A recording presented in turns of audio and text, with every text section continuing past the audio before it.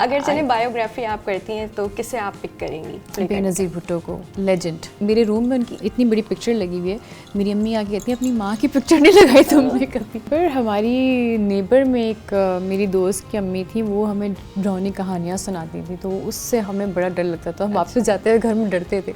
तो मैं तो ये कभी भी रेकमेंड नहीं करूँगी कि बच्चों को डरावनी कहानियाँ सुनानी चाहिए, उससे उनका कॉन्फिडेंस लेवल बड़ा लो हो जाता है। एक हॉरर फिल्म है जिसमें जिन्नात और उनके असरात पे मबनी ये कहानी है। फैमिली ड्रामा है, सास बहू का भी मसाला है, हस्बैंड वाइफ की भी, एक लव स्टोरी भी है, तकरार भी है, काफ़ी सारे एलिमेंट्स हैं जो कि एक फ़िल्म को कंप्लीट पैकेज बनाते हैं। एक दो कैरेक्टर्स हैं जो मुझे करने का, जैसे ब्लाइंड गर्ल का कैरेक्टर मैंने कभी नहीं किया, तो मेरी ख्वाहिश है कि इस तरह की कोई कहानी बने, और एक दो प्रोडक्शंस मैं अपनी भी कर रही हूँ।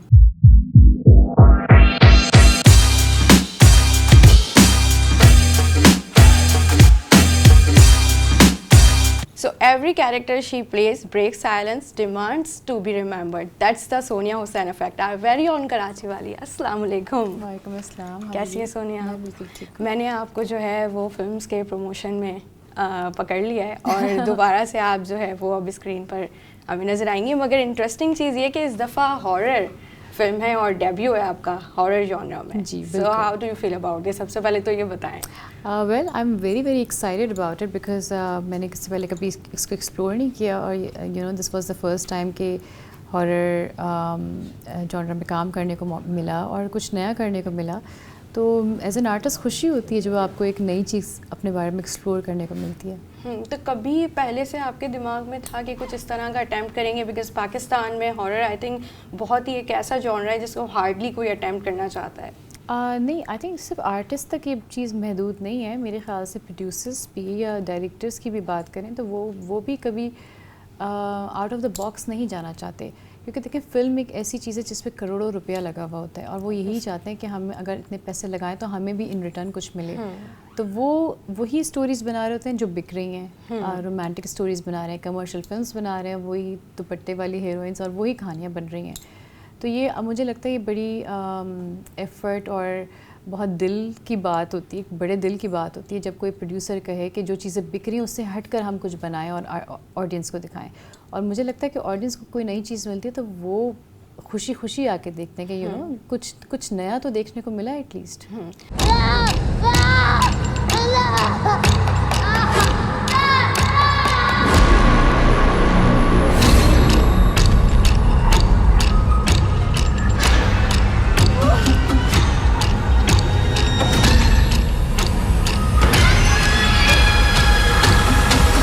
बीवी है ना, अपनी माँ के साथ मिलकर जादू टोना करती है।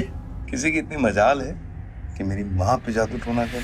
अभी आपने क्योंकि बात की है कि कुछ नया देखने को मिले, और हमने थोड़ी सी रिसर्च की तो पता चला कि जो इंडोनेशियन फिल्म्स आई हैं हॉरर, वो पाकिस्तान में काफ़ी ज़्यादा देखी गई और काफ़ी उन्होंने क्राउड पुल किया। सो आई थिंक ये आपके लिए भी बहुत एक फॉर्चुनेट बात है कि इस दौरान अब दीमक भी आ रही है।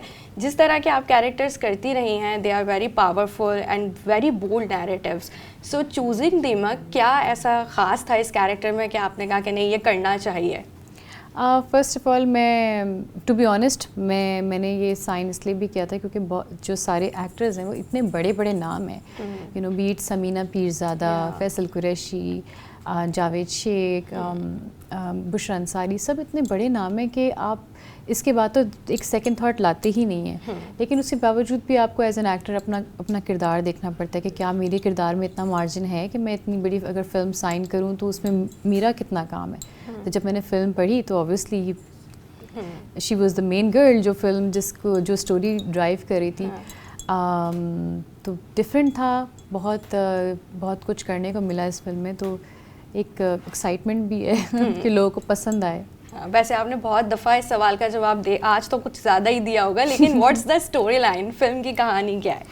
फिल्म की कहानी एज़ यू नो एक हॉरर फिल्म है जिसमें जिन्नात और उनके असरात पे मबनी ये कहानी है। और ना सिर्फ ये बल्कि ये एक फैमिली ड्रामा है, फैमिली एंटरटेनमेंट है जिसमें सास बहू का भी मसाला है, तड़का है, वो भी जो लोग देखना पसंद करते हैं। और हस्बैंड वाइफ की भी एक लव स्टोरी भी है, और उनकी यू नो तकरार भी है, तल्ख कलामी भी है, काफ़ी सारी चीज़ें, काफ़ी सारे एलिमेंट्स हैं जो कि एक फ़िल्म को कंप्लीट पैकेज बनाते हैं। आवाज़ पे कितनी हसीन लगती है।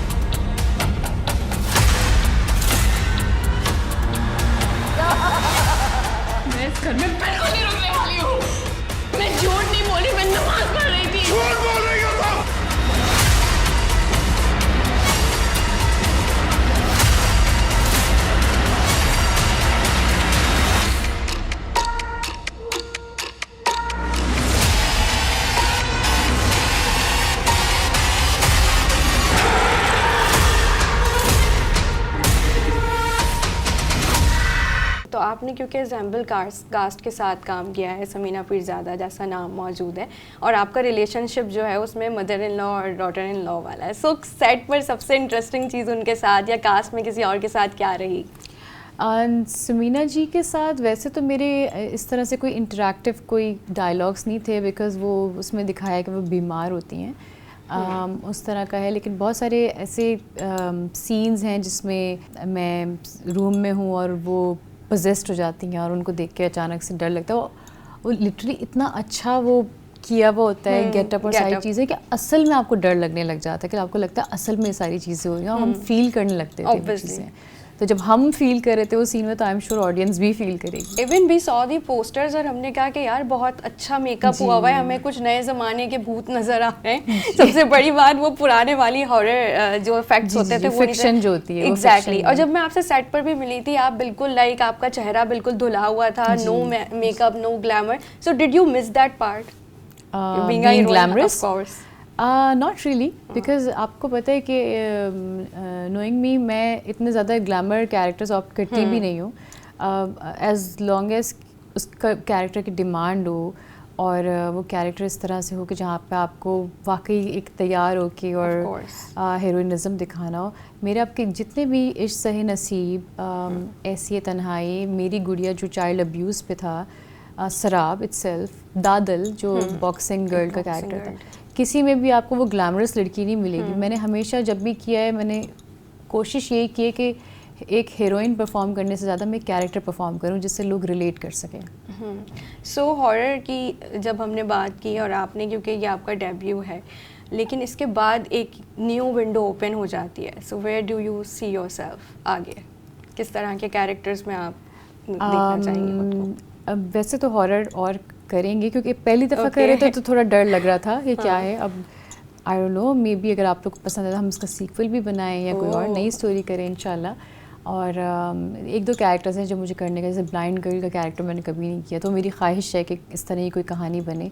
और एक दो प्रोडक्शंस मैं अपनी भी कर रही हूँ, तो इंशाल्लाह उसमें कुछ नया ही देखना है। Good luck for that. लेकिन जब भी इस तरह की कोई हॉरर फिल्म की शूट होती है या हम भी कभी जाते हैं, तो हमारा एक सवाल आई थिंक सबका ही होता है और हमारा भी है कि उस शूट के दौरान कुछ आपने भी पैरानॉर्मल एक्टिविटीज़ फील की अराउंड यू? जी बिल्कुल होती थी, और इसमें कोई इस तरह की मायूब बात नहीं थी, क्योंकि हम ये एक्सपेक्टेड था।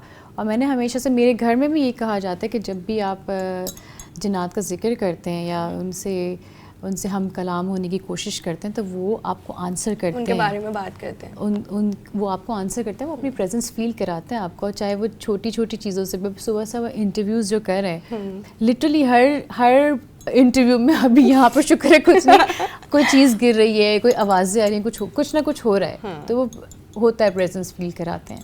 तो सेट पर जब मैं आपसे मिली थी, आपने उस वक्त भी ये कहा था कि मुझे तो जिन भूतों से बहुत डर लगता है, तो इसका मुझे उनसे डर इसलिए नहीं लगता कि मतलब कोई डरावनी चीज़ है, खुदा ना खासा, मतलब ऑब्वियसली मखलूक है, एक हमारी तरह की चीज़ है। डर मुझे ये लगता है कि आप देख नहीं सकते क्या हो रहा है, उस चीज़ से डर। और जब शूट ख़त्म हुआ तो उसका कोई पोस्ट शूट इफेक्ट भी था या फिर इजी टू गो था? नहीं, इंसान ऑब्वियसली आप किसी चीज़ के बारे में सोच रहे होते हैं तो आपका रुझान उस चीज़ की तरफ बहुत ज़्यादा चला जाता है, तो छोटी भी चीज़ें होती हैं तो आपको लगता है शायद कुछ हो रहा है लेकिन नहीं, मैं अपने रूम में भी सोती हूँ, मैं कहती हूँ अच्छा गुड नाइट अम्मी, अब्बू, और गुड नाइट जो भी है और मैं सो जाती हूँ। बड़े आराम से आप मतलब सबको गुड नाइट कह के सोती हैं, हिम्मत की बात है ये भी। जी, मतलब कुरानी आयत पढ़ने, अल्लाह ताला का नाम ले, मुझे लगता है फिर कुछ भी नहीं होता। तो जो कास्ट आपके साथ है, अभी हम फैसल भाई से भी बात करेंगे, जिनों से ज़्यादा डर लगा है या फिर सेट पर कोई ऐसा भी था जिसने आपको डराने की कोशिश की हो? नहीं, फैसल साहब जो है वो काफ़ी मजाक करते थे, अचानक से आके वो क्योंकि सब ऑलरेडी सब ऑब्वियसली उसमें होते हैं, कैरेक्टर में होते हैं, तो वो हल्का सा हुक भी करते तो हम डर जाते थे, तो वो छोटे छोटे उनके मजाक और नोक-झोंक फैसल साहब की चलती रहती थी। बाकी तो सब सारे कैरेक्टर बहुत सीरियस थे हमारे। बुशरा अंसारी भी थी जो बहुत फन करती थी सेट पर। बुशरा आपा के तो जिस भी सेट पर होती हैं वो बिल्कुल लाइटर ही करती थी। जी, तो बहुत मज़ेदार है। आपके साथ एक और फिल्म भी आ रही है, थोड़ा सा प्रेशर हर आर्टिस्ट को मेरा ख्याल है कि फील भी होता है कि इतनी सारी फिल्में आएंगी, ऑडियंस जो है वो किसको देखने आएंगी। So what do you think about this, कि एक अच्छा भी एक हेल्दी चीज़ भी है और फिर ऑडियंस का जो है वो बाहर निकलने का भी मौका है? बिल्कुल, नहीं एब्सोल्युटली एब्सोल्युटली हेल्दी कंपटीशन है। और कंपटीशन भी क्या, मुझे लगता है इस वक्त हमारा कंपटीशन एक फिल्म से नहीं है, हमारा कंपटीशन ओवरऑल फिल्म इंडस्ट्री का है, दूसरी फिल्म इंडस्ट्री से। तो हम एज अ फिल्म मेकर्स, हम as an artist, as producers, हम अभी कोशिश में ही लगे हुए हैं कि हम ग्रो करें, इतना ग्रो करें कि दूसरे ममालिक से लोग आके कहें कि हमें पाकिस्तान के साथ अब फिल्म बनानी है, इतनी बड़ी इंडस्ट्री है। तो आपस में हमारा अभी कुछ वो नहीं है। अच्छी बात है, अभी तो सिर्फ लव गुरु और दीमक ही आई हैं, मगर अच्छी बात है कि और फिल्में आए, 5-6 और फिल्में आए। जितनी फिल्में आएंगी उतना फुटफॉल सिनेमा में बढ़ेगा, उतना लोगों का रुझान बढ़ेगा कि वो फिल्में देखने जाएं। एक चीज़ जो आपकी बहुत इंस्पायरिंग है, मैं आपका सोशल मीडिया भी फॉलो करती हूँ, सो आपका जो सिस्टरहुड है, आपकी बहनों के साथ जो बॉन्ड है, it's very rare and precious, क्योंकि आजकल लोगों के पास टाइम नहीं है। सो हम सब बड़े हुए हैं अपने घरों में ना इस किस्म की हॉरर बातें सुनते हुए। सो आपकी भी अपनी फैमिली, बहनों के साथ ख़ास तौर पे जो वो लेट नाइट कॉन्वर्सेशंस होती थी ना, वो होती थी हॉरर या फिर बस गॉसिप्स होती थी? आई रिमेंबर हमारी नेबर में एक मेरी दोस्त की अम्मी थी, वो हमें डरावनी कहानियाँ सुनाती थी, तो उससे हमें बड़ा डर लगता था। हम वापस जाते हुए घर में डरते थे। तो मैं तो ये कभी भी रेकमेंड नहीं करूँगी कि बच्चों को डरावनी कहानियाँ सुनानी चाहिए, उससे उनका कॉन्फिडेंस लेवल बड़ा लो हो जाता है, वो नहीं करना चाहिए। लेकिन जी हम लोग बचपन से बहुत डरने लग गए थे अभी भी डरते हैं। मेरी बहन इतनी बड़ी हो गई मेरे बराबर की, वो अभी भी डरती है, तो अकेले नहीं सोती, वो कहती है मेरे साथ आके सो तो मैं सोऊंगी। चलिए Sonia, lovely talking to you. इसको हम वाइंड अप करेंगे थोड़े से मीठे खट्टे सवालों के साथ। अच्छा सो मोस्टली ये सवाल होते हैं जब हम कॉर्पोरेट सेक्टर में इंटरव्यू के लिए जाते हैं, और वो सवाल ये होता है कि where do you see yourself. So मैं आपको कुछ ऑप्शंस दूंगी और आपने अपने लिए एक पिक करना है। तो सोनिया एज द बॉक्सर और Sonia as the home saver. Home saver? Yes. Home saver, I would say. So Sonia as the millennial and Sonia as the Gen Z. As the Gen Z. Sonia in Marvel movies or Sonia in 80s Pakistani films. 80s Pakistani films were amazing, I must say. बहुत बहुत अच्छी थी। Marvel में भी करना चाहूँगी, but I think 80s का जो दौर था वो मैं ज़रूर जीना चाहूँगी। तो सोनिया दी बॉस हीरोइन और सोनिया दी स्टीरियोटिपिकल प्यारी बहू? No, the boss heroine. Of course you are वैसे तो। So Sonia as the president और Sonia in a biography of a political figure? Biography भी कर सकते हैं, पर प्रेसिडेंट का बड़ा जिम्मेदारी होती है। अगर चलिए बायोग्राफी आप करती हैं तो किसे आप पिक करेंगी? बेनज़ीर भुट्टो को। ओफ, लेजेंड, मेरी मोस्ट फेवरेट है। मेरे रूम में उनकी इतनी बड़ी पिक्चर लगी हुई है। मेरी अम्मी आके कहती है अपनी माँ की पिक्चर नहीं लगाई तुमने कभी, तो मुझे बहुत पसंद है वो, बहुत पसंद है। चलें, आई होप कभी हम आपको इस कैरेक्टर ये ख़ास तौर पे इस बायोग्राफी में देखें। सो अगर जो लोग ईद पर आ रहे हैं दीमक देखने के लिए, उन्हें क्या मैसेज देंगे आप? जी, बस आप अपनी फैमिलीज़ के साथ आइए, और क्योंकि दीमक जो है एक फैमिली ड्रामा है, फैमिली एंटरटेनमेंट है। 12 साल से कम के बच्चों को तो मैं नहीं रेकमेंड करूँगी, बट उससे बड़े बच्चों के साथ, माँ बाप के साथ आप आइए, और प्रॉबेबली ईद पे किसी न किसी दिन किसी न किसी सिनेमा पे हम भी आपको मिलेंगे, तो और डरने के लिए तैयार रहिए। डरने के लिए तैयार है।